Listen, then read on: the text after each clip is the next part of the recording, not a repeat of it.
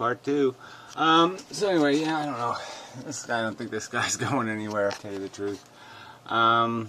So yeah, he's going to start arguing for free will or something, that we're doing something, some sort of accomplishment in this thing, like you're going to progress to something or go somewhere or do something, and there's nothing to do. There's nothing to be accomplished.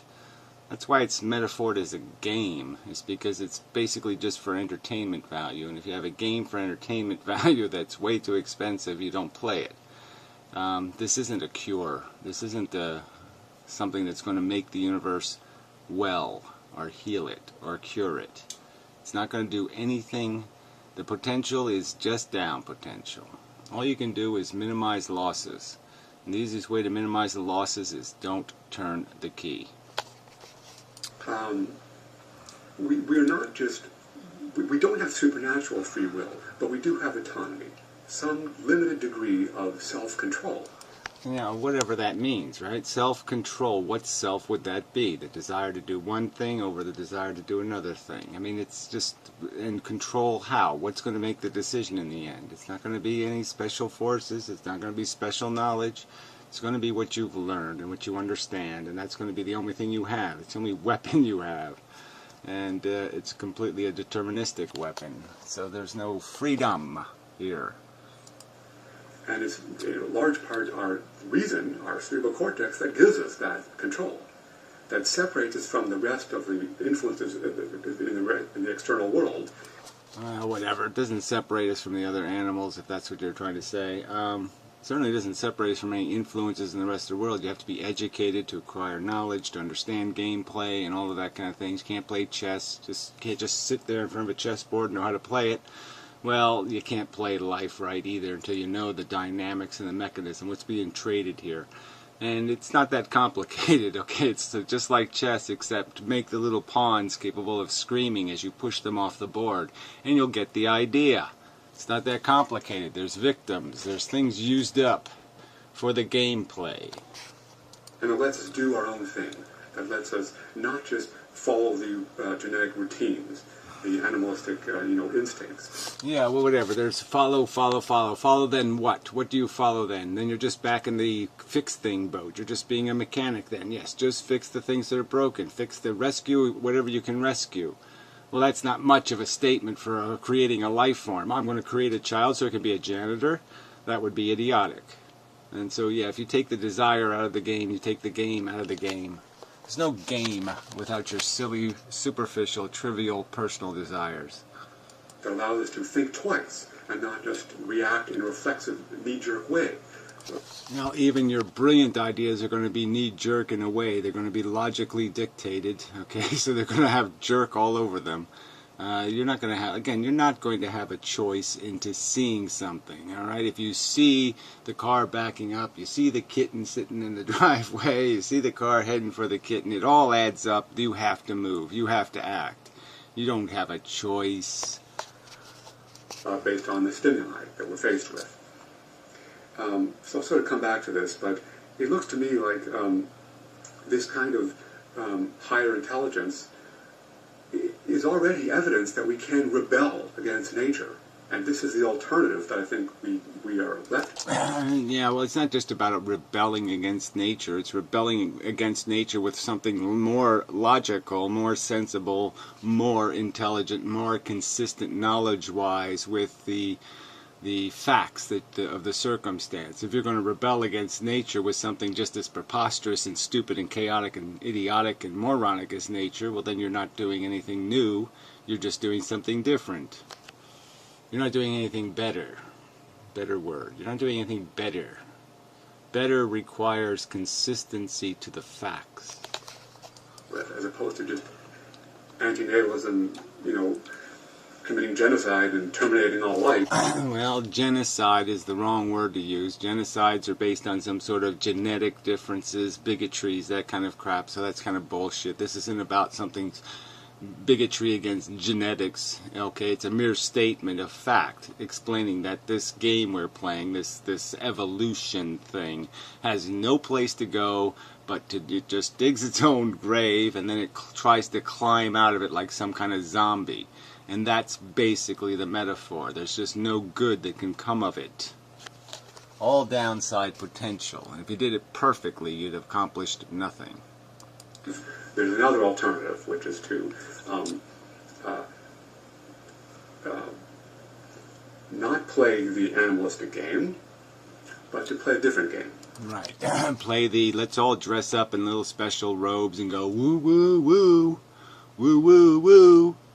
You know, and hire the peasants to polish our gold statues or something. What other game is there? There's no other game, fella. If you don't have desire, you don't have a cause. You don't have a purpose, okay? You have to deal with the fact of what stimulates us. What's the word I've used to describe it? It's not attraction.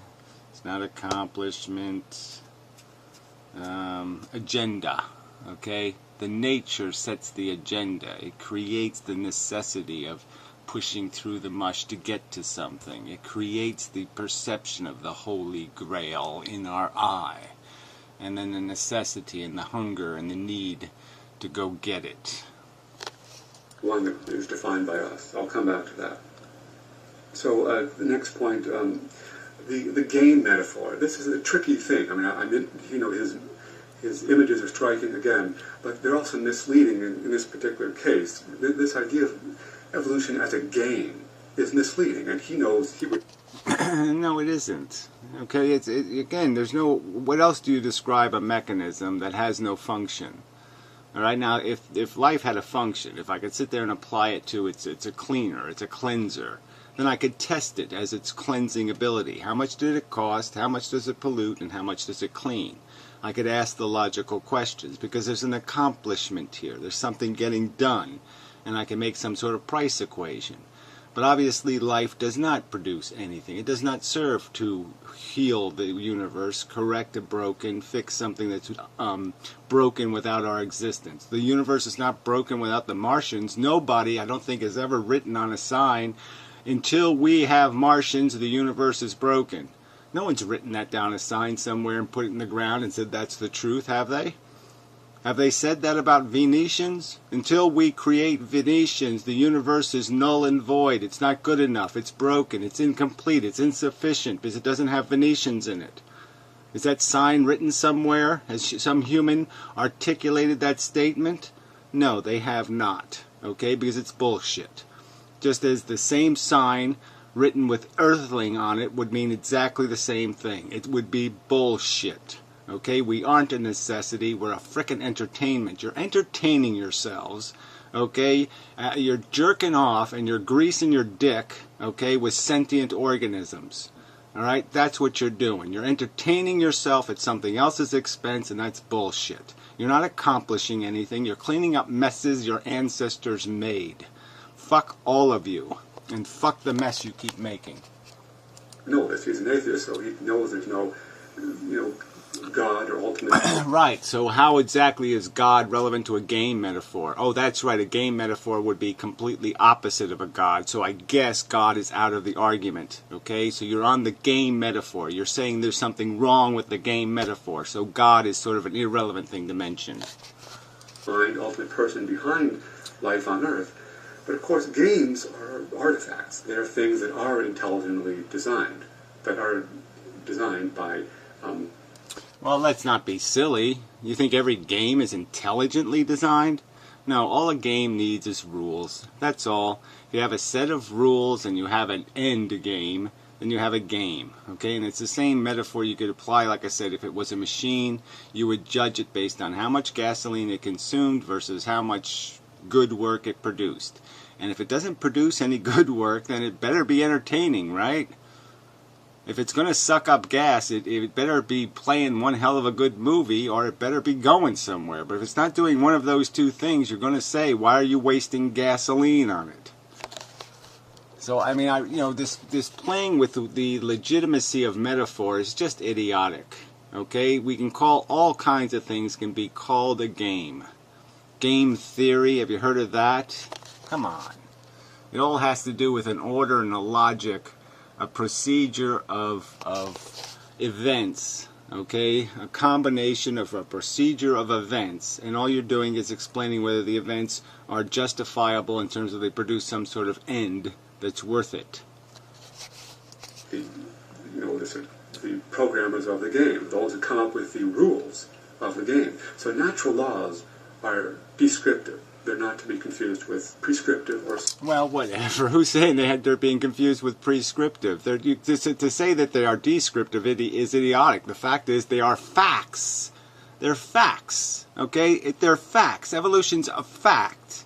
Okay? It's a fact that this molecule evolves through creating huge amounts of monstrosities, failures, that it smashes to bits. That's the truth of the game. Okay, it's not a prescription. It's a description of the facts.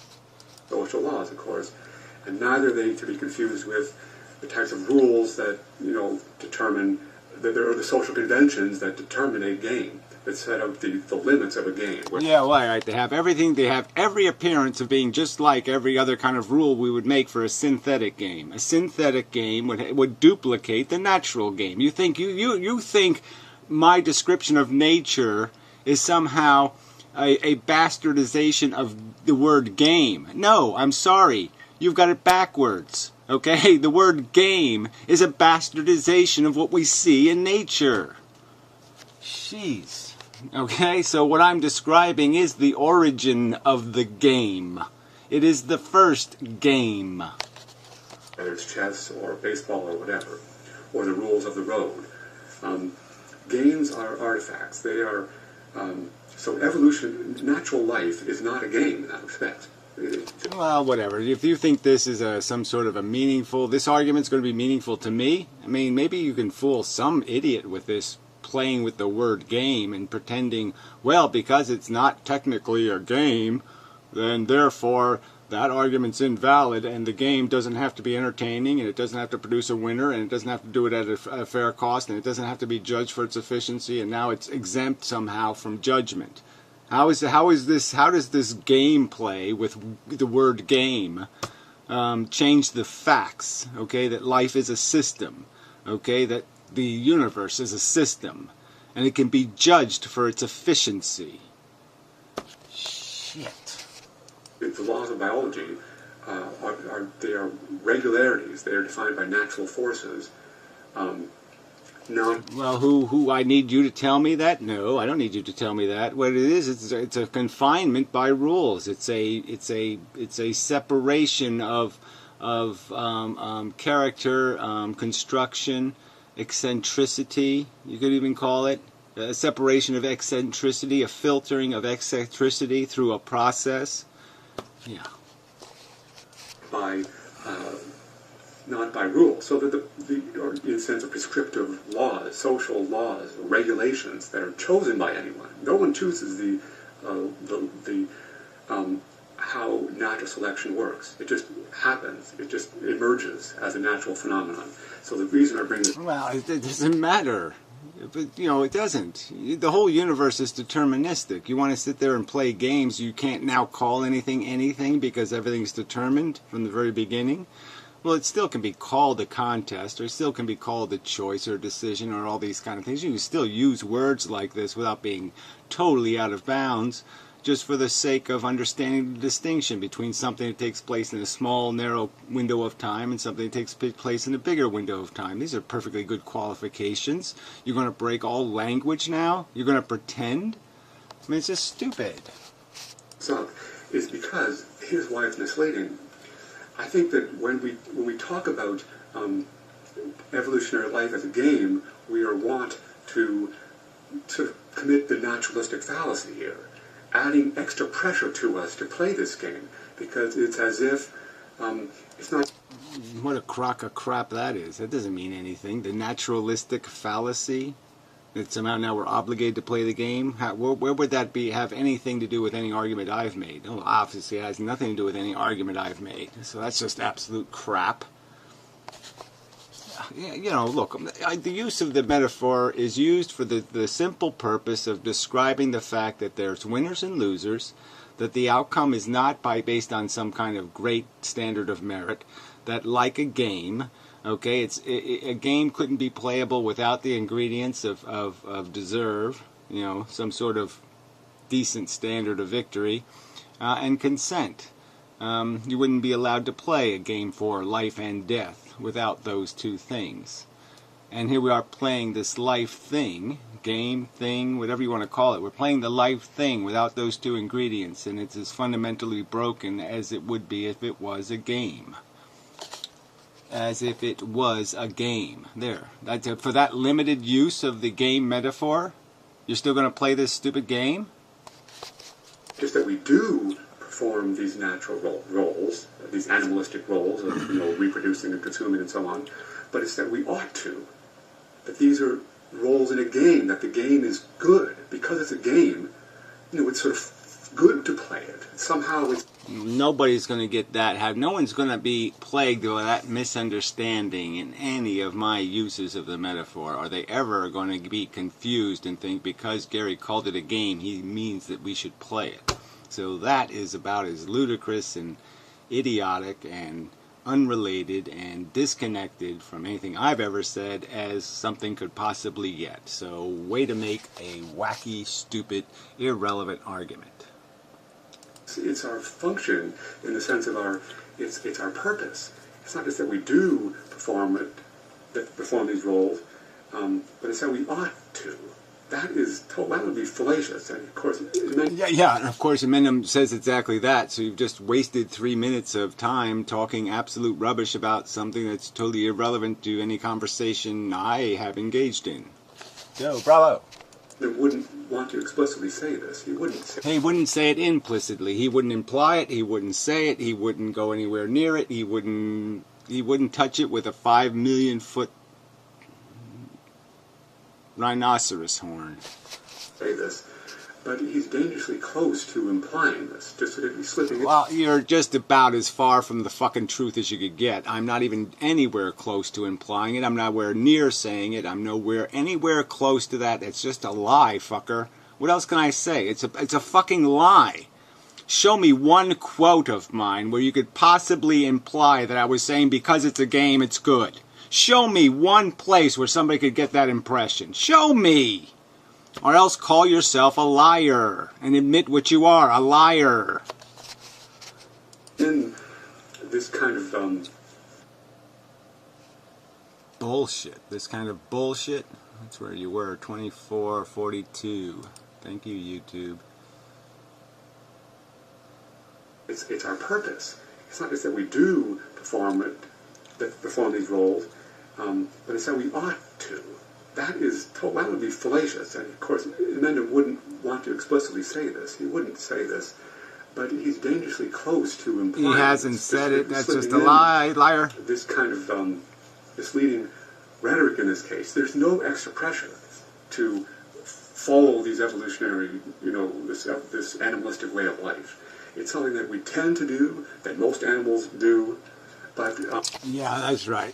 So now he's implying, I'll just go by what he's implying, that what I do argue is that, yes, you do need a fundamental desire to play the game. That if you had a rat maze and the rats were fully fed, fat, and comfortable, and you put cheese way over there, okay, and they had to go through some slicing, dicing, risky thing to go get it, they'd say, fuck you, I'm going home. Take a nappy. Alright? They wouldn't be bothered to play, idiot. Alright? So yeah, what I'm saying is, unless you create some sort of desire, some sort of mechanism of I need, I want, you don't have anything. You have nothing. So live with that. Try to argue your way out of that.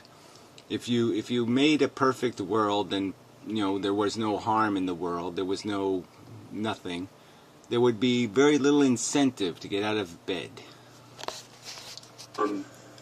If it's possible that we can escape it, because maybe we evolve, we get this adaptation to control ourselves, just because that's the way the cookie crumbled in terms of the history of primates, then we can go out about our new business. We can just do something else. We can not participate in that old game. And we can not participate in that natural process, because that's what it is. It's not a game. If it's a game, then we might sort of feel, well, whatever. Process, game, whatever. Who cares? You want to call Monopoly process? You want to call the Olympics process? Go ahead and call it process then. Let's destroy the word game because you can't play with it reasonably and fairly, and we'll just call everything a process now. How's that? The lottery process, we'll just throw the word game out and we'll just use the word process. And it's still going to come down to the same thing. There's processes that produce something and processes that produce nothing.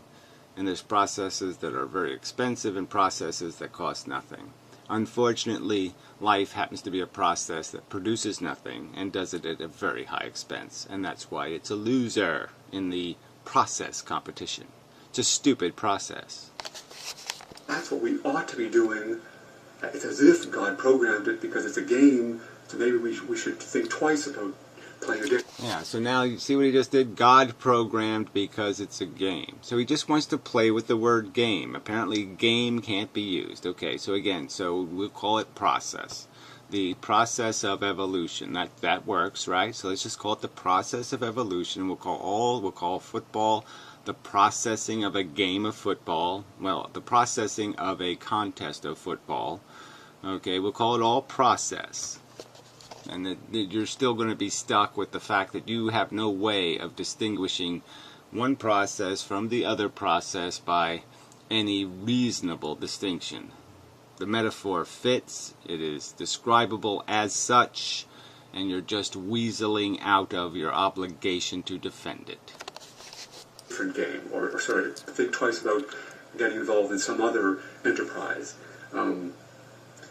If it's a game, it's just, we might think... Well, let's just use enterprise then. Process and enterprise, there. So now we fixed the language, have we? We took the word game out, now we'll just use enterprise and process, and therefore we fixed the language.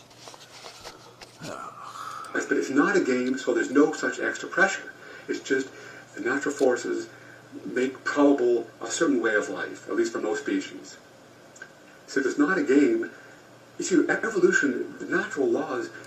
Right, and the rules of football make certain process inevitable. Like the football, American football, it will make the process happen where they put on shoulder pads and big uniforms and helmets, and then they chase a little funny-shaped ball. And that will be what the process requires. So again, this is just such crap. Yeah, the fact is, evolution has rules, football has rules. The two things fit, if the metaphors fit, you're just playing a weaselly game, damn it. It can create all kinds of things in the world. It can create animals that are limited by certain laws, and they can also create higher forms of life. And that's, in fact, what has happened. So they've created people, for example, not just animals. They've created people in the form of our species. So we are not bound by that game. Right? Yeah, we're just like a football player, okay? They get taller, they get bigger, they get fatter, they get different things. They steroid up and turn into a new kind of machine. So yeah, you could just analogize us to, yes, the new technology. Okay, we got better helmets. They got softer padding in them. They got different things, and that gives us an advantage. So yes, we had a scheming mind, a scheming brain, and that's where we got it from. That's where the advantage came from. It made us capable of scheming. We could trick other animals into running off cliffs and doing all kinds of silly things, and that gave us advantage because we could manipulate. And that's it. Yeah, I'll come back to that, but I just think we are not bound by that process. It's not a game, and that's the point I'm making. It's so misleading that I keep falling into is Inmendham. Yeah, whatever. Again, you're just going to play word games. Okay, I mean, this is just so demeaning to intelligence to sit there and say, you require me to use the word process instead of we use the word game. It's just silly. Silly. Rhetoric there, but that analogy is dangerous for the reason I tried to spell out there. There's nothing dangerous about it. Again, and I'm the one defending our intelligence, newsflash. Okay, I'm the one saying, yes, the only thing good about us, the only thing at all of any kind of redeeming value whatsoever is our capacity to be intelligent and to recognize the truth. But of course, if we're just going to lie and play word games to evade the truth, then fuck the intelligence. It doesn't mean anything because you're not using it. If you're using the intelligence to evade reality, then you're just you might as well go back to being a weasel because you're basically a weasel. Another point is Inmendham's, what I call his consequentialism, his utilitarian argument. One of his points is that the horrible natural process of life is not morally justified because there's no... I never use the word morally, so again, that's just bullshit again. Another one of these impositions of some dogmatic sentiment that has nothing to do with utilitarianism. It's not about morality. Okay, it's about an ethical equation, and it's about a value equation. It's about value exchanges. You get your comfort at some Chinaman's discomfort. You whack off his arm so you can have an iPad. That kind of value exchange that takes place every day. And the value exchange we make with animals is obscenely brutal, and it's a theft. It's insensible and malicious. No ultimate good. There's no victory at the end of the road that's going to be good enough to justify all the horrors of all the bloodshed and the torture and the suffering and the exploitation that's gone on for... That's right. You're not going to come up with one single event in your whole stinking, lousy life that's going to be worth one day of imposing chemotherapy on an 8-year-old kid. You're just not. You're not going to do anything that spectacular. You're just not. For millions of years of life on Earth. There's no end that's going to justify it. So we think in terms of consequences here. It's just an endless cycle of... It's a process. It's an endless process, okay? And it's processing poorly. It's a bad process. It's creating more waste than... what's a double... That was a W word for something good. Than wealth. Yeah. Blood, sweat, and tears. I use the term more friction than function. Yeah, do something with that. More friction than function. Get it? More losses to waste and heat and bad than productive value.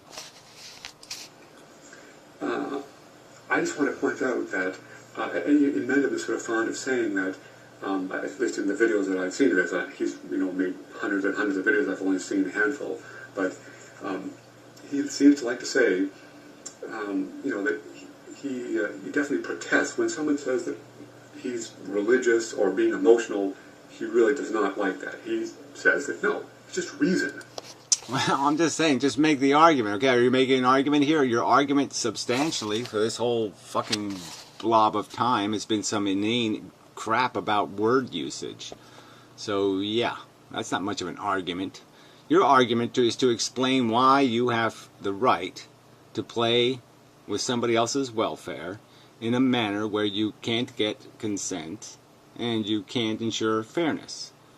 So, deserve will have nothing to do with it, and you will not do it consensually. And you're going to tell me why you have a right to do that. And I just want to hear your explanation of why you have a right to play that game. Why you have a right to initiate or perpetuate that process. Why must that process exist? It's rationality that leads to anti-natalism. It's logic. It's science. It's the facts on the ground all around us which inform us of the horrible truth, and anti-natalism is just a... Right, and again, let's recognize what the horrible truth is. The horrible truth is we are as unmissable as the Martians. We are as unmissable as the Venetians. So we will accomplish nothing, and we will torture Earthlings to do it. That's the definition of stupid. The philosophical, the best position, it's a logical choice, a rational choice. Now, I just want to point out that in this case, if we're talking about what the ultimate end of life is going to be, whether or not it's going to justify all that's gone before, it's not reason that tells us whether or not there's going to be such a good, an ultimate good that's going to justify evolutionary life. That is speculation. non. What a pile of nonsense. We don't even know the answer to the question, right? In the sense that, you know, we can only speculate from our perspective. But what evidence do we have? Yes, if you wish to claim there's going to be a magic purpose, well, go ahead. Give me some outline of what it's going to look like. We are the cure to unicorn hoof disease, and there's a bunch of unicorns that have hoof disease, and because we exist, we're going to cure unicorn hoof disease, and therefore the universe will be happy and grateful. What's your speculation? What's your reason for anyone to believe there's something else in this game than the parts we've already seen? What are you going to make that out of except wishful thinking? And you're going to say there's not a difference between rational anticipation of what can be deduced to be within the realm of reasonable and the unreasonable speculation of some idiot who just stands up and says magic? We're going to do magic eventually? Not logic. No one knows how life will ultimately end. No one knows whether there's going to be some great thing that life will evolve into or become or whatever that will in fact justify all the process. Right. So you're just saying that the 4 billion years of evolution on life has taught you nothing. Every organism has been made basically as a mouth and an anus, a digestive system for consuming, okay, and reproducing and little else. And you're saying that no, it's going to somehow break free of the paradigm from which it originated in, and the mechanism that it originated with. And you're going to come up with some other mechanism besides some contrived notion of, I see the Cheeto has value to me, I will chase it. You're going to find something else. Well, you're not going to find anything else. There's no evidence of anything else. And so you're just inventing a god. You're inventing the god of the golden pot at the end of the rainbow. You're just saying it's there. Trust me. Trust me, it's there. I'll torture things for your dream of a pot of gold at the end of the rainbow. And I'm supposed to say that's reasonable? No, that's not reasonable. You have to do a lot better than that, buddy. Suffering. No one knows. It's speculation one way or the other. For example, transhumanists say there's going to be a technological singularity, and maybe that's going to make us all godlike, and we'll be able to use technology to somehow undo all the prior suffering, or who knows. That too. Yeah, no, we do know. Okay, undo the prior suffering. I mean, get real. So, I mean, you're not going to tell me that's leprechaun gold? I mean, leprechaun gold has a more realistic chance of being consistent with reality, okay, than you going time traveling and undoing the past harms. I mean, get real. Totally speculation, but bullshit is what it really is. In a better position there. Well, I'm sorry. I'm in a much better position. I have a whole lot of fossil evidence and a whole lot of ways of describing the last 500 million years that are going to be a lot closer to reality than your fable that you're going to go into the future and jump backwards and put Band-Aids on everything. Fuck you. You're not going to do that. Now, he talks about extraterrestrials here. He says that's some evidence. We've not encountered any evidence of extraterrestrials.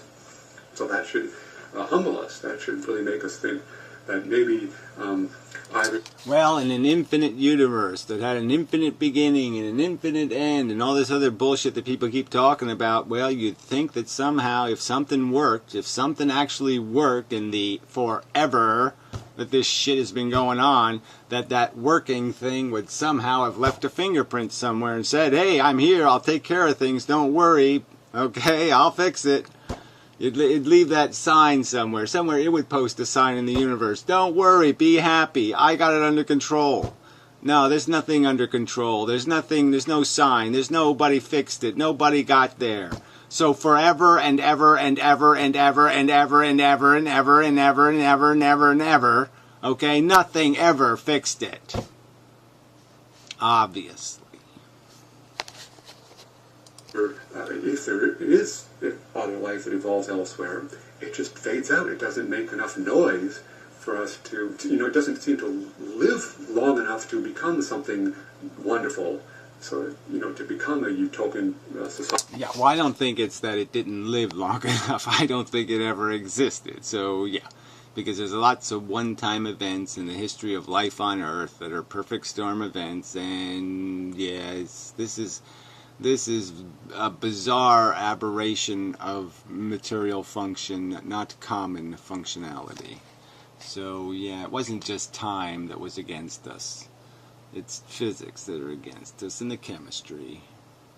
And there is no biology. Biology happened here. Didn't happen everywhere else. Where there's no more suffering, and using technology to, make themselves godlike. There's no evidence of that in other species, so therefore we should be doubtful about whether we are going to achieve that end. That's sort of an argument you can make here, but again, that's speculation. We don't. Well, I'm just saying it's logical speculation, right? There's a logical pigeonholing here somewhere where you're just narrowed by logic. And I'm just saying if you're going to say the universe is infinite, then you're trapped, okay? Because it did have an infinite past, and in that whole infinite past, nothing fixed it, nothing got control of it, nothing grabbed it by its nuts and did what needed to get done. It just allowed it to happen all over again. And the seeds, the whole 4 billion years, the whole inefficiency and waste of the reconstruction through the slow evolutionary process. Just think about even just human history, just the last 10,000 years of human history. Think of all the wars and all the brutality and all the diseases and all the pestilence and all the horrors that have been endured by human beings just to get us to the point where we can talk about, sodium hydroxide or something. Where we can have a conversation about what the realities of thermal, whatever you want to call that moves clouds around and creates thunder and does all this stuff. And we can do this because of what? But look at what was paid. Look at the road that was the blood on that road to gain the knowledge, the little bit of knowledge we have. Come on. You're telling me that something clever in the universe, something smarter than us, couldn't figure out that it wouldn't leave things vulnerable to that it wouldn't let the raping keep on happening, that it might want to do something to stop World War II and World War III? Know why, we haven't encountered any evidence of extraterrestrials, maybe there's none evolved, maybe we're the only ones, or maybe they, download themselves into their computers and live in virtual realities, virtual heavens, and that's why we haven't encountered them, because they're not flying around in spaceships. They sublime, as I think Ian Banks says in his. Yeah, well, whatever. Again, you can't do that one. So what are you going to do? Pre-program the humans in the virtual reality? You're in big trouble right there. Program them with how much pain and suffering, how much emotional angst to make their passion worth it. Precondition them to be addicts. Doesn't sound like an ethical thing to do. Science fiction books. They go into the technological singularity, past the event horizon, as it were, to where technology makes them gods. So that's whatever. That doesn't even make any sense. Makes them gods in which way? In what way? Now, how are they gods? And how they have control? How they have anything? Again, the problem with gods is gods have no freedom either, theoretically. Where does God's inspiration come? Tweety Bird whisper in his ear? Who mooses God? Who inspires the God to one day sit around forever and then one day say, I'll make some shit? Yeah. That's what happened to them. And again, it's just points at speculation. No one knows. We do know. So I'm sorry, we do. Right? We can logically deduce answers to these questions. You're just playing a game. Like I'm saying, we can't figure out what the real game is because of a piece of biology in a swamp replicated. Therefore, we can't draw any conclusions about how it functions. We don't know anything. It's all an unwritten book. No, there's a lot of writing in the book. The book dictates kind of the function, the mechanism, the dynamic of it. So don't keep pretending we don't know anything and that all speculation is equal. All speculation is not equal. Pots of gold at the end of the rainbow is not the same as speculating that oh, you know what, if we throw a bunch of carbon into the atmosphere, it might fuck it up and create greenhouse problems. It might burn us to a cinder. Yeah, those two speculations are entirely different, and we can qualify them and understand one of them to be bullshit and one of them to be, damn it, you better pay attention to that. All right. On to the point about the equation. At one point here, the equation of the sort of ratio between pain and pleasure. I'm not sure here how relevant the quantity, the measuring of suffering, the quantifying of suffering is here. Because when we're quantifying suffering, when we're sort of tallying up all the pain that's gone on versus the relatively small amount of pleasure, we're sort of objectifying mental states. And that... Duh. Yeah, we're sitting there saying, what is this mental state and what is it worth?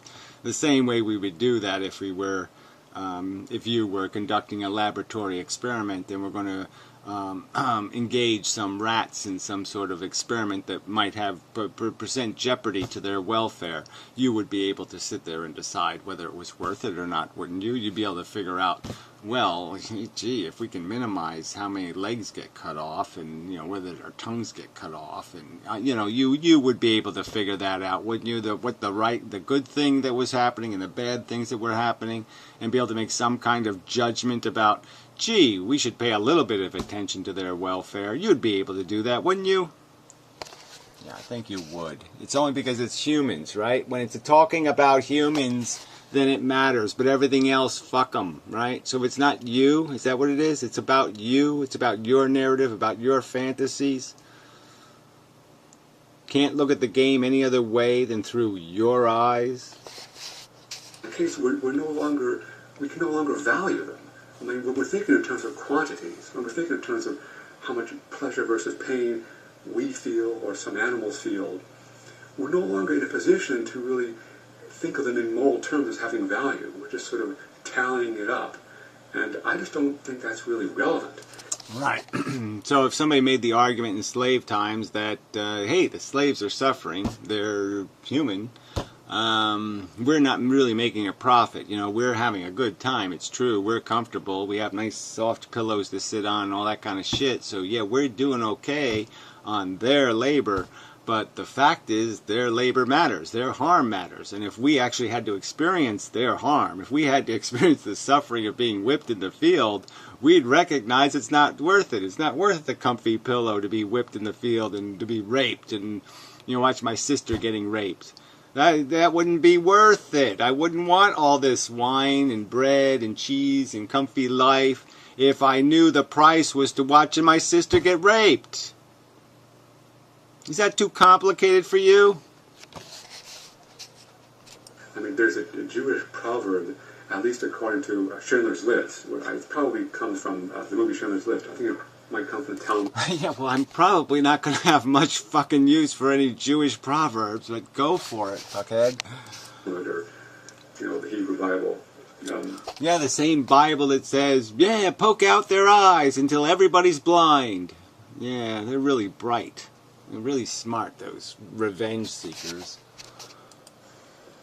But I think it goes something like, if you save one person, you save the world, or you save the whole species. Yeah, well, that doesn't sound very logical to me. Sounds like a big pile of fucking goddamn leprechaun gold again. The idea that, every,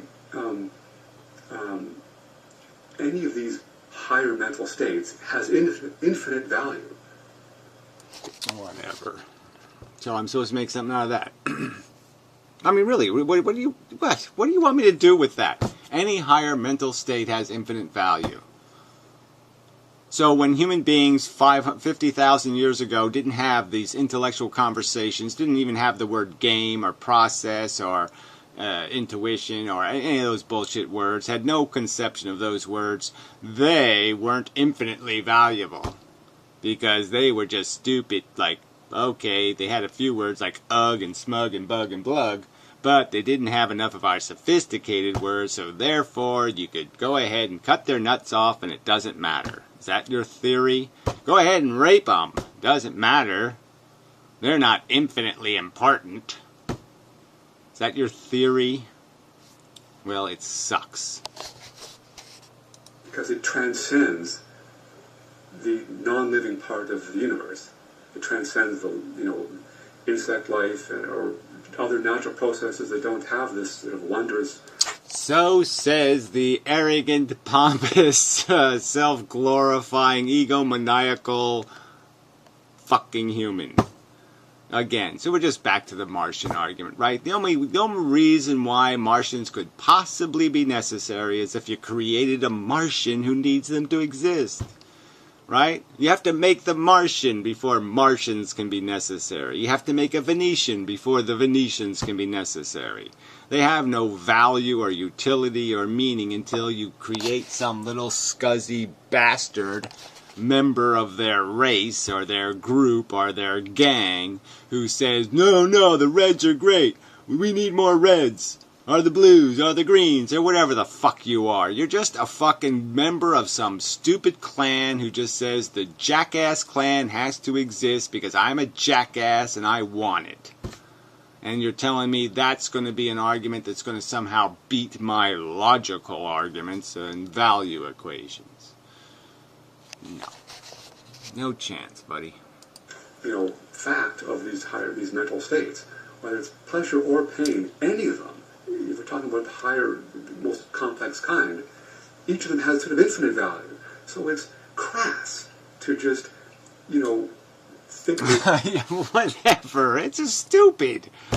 If each of them has infinite value, then I can just do the fucking infinite math then, right? Double affinity. Well, I got triple affinity over here that you're torturing, and you only have one affinity over there, so you're still 2 affinities behind. I mean, it's just stupid. In terms of an equation, of a ratio, it's crass to quantify it. As if we... Right. So if there was 5 infinite universes, we couldn't acknowledge them as 5 distinct universes of infinite expandability, because even though they were distinct, they were each individually infinite universes, we couldn't acknowledge it because the rule of infinity says you can't acknowledge something's individuality. Well, that isn't going to work. Could add it up in the first place, and this is another thing. Again, it's speculation. No one knows which outweighs the other, whether it's pleasure or pain. No one knows. Right. So, again, you're just going back to the same dodge, all right? There's no one knows stuff. We've all experienced conscious experiences. We've all experienced biases that are built into us. We've all been seduced by something. We've all thought something is necessary to our existence, and then we get it, and we realize, oh, shit, I just wanted that really bad, but I don't really need it. You haven't run into that little brick wall where you wanted something and then you got something and then you said, man, I really don't need this thing that I got? That's sort of the mechanism of the game. It's a desire game. It really isn't a getting game. It's the chase. We are the hamster in the wheel. It's really not about getting somewhere. It's just about wanting to go somewhere. Whether there's been more, just no enough. It's speculation. No, there's no algorithm that's going to arrive. It's going to allow us to calculate that ratio. Well, the algorithm isn't that complicated, but you could certainly calculate whether or not you're going to subject something to risk. I mean, you can do these calculations. If there's a 1 in 10 chance that because of some failure in your car, and you know it statistically, that there's a 1 in 10 chance that some 8-year-old will get run over, you can be smart enough to say, well, that's not worth it, because all I was going to go to the store to get was bread and ego gratification, and somebody was going to say I looked really cool in my new glasses. You'd say, yeah, no, that shit isn't really worth running over a kid. So you'd be able to make these equations and these statements. So to pretend that it's beyond our scope or capacity to recognize what imposition is, to recognize what risk is, and to recognize when we have a right to impose risk on somebody else, when we have a right to gamble with their property, we can figure these things out. Even if it were relevant in the first place, I don't think it is relevant what I just said about the infinite value of any of these mental states, because all of them transcend. In fact, they transcend what he calls the game, what ultra-pessimists would think of in that way. So whatever, he's saying his ego desire to climb a mountain or something transcends all victimhood. So if I want to create a double nuclear plant or something, yeah, I'm allowed to do it because I want it. It transcends your rights. If I irradiate all you fuckers, so what? I want it. It's infinite. My want has infinite value. No, it doesn't. Any of our pleasures or pain has infinite transcendent value. So that means that one of these pleasures... Right, because that's based on some Jewish proverb. So you're going to make accusations about me being pseudo-religious when you're going to sit there and quote proverbs and then tell me I have to account for it as the truth, that the proverb says so. Okay, any human ambition has infinite value. I don't think so. In the world, one person listening to Mozart, for example, to take a kind of pretentious example, but